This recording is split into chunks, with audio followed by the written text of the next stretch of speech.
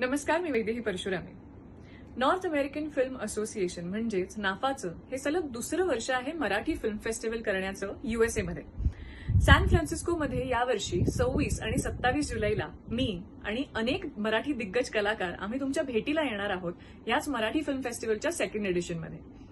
नाफा ही संस्था ज्यांनी संस्थापित केली ते अभि घोलप यांचे खरंच मनापासून कौतुक.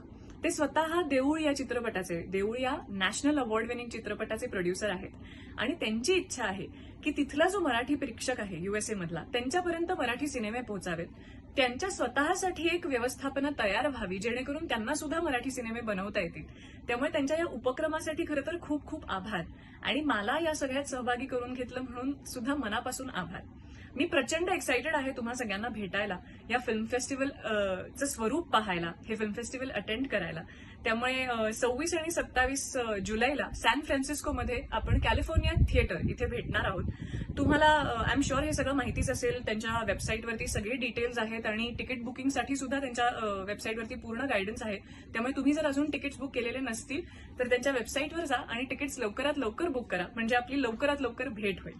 थँक्यू.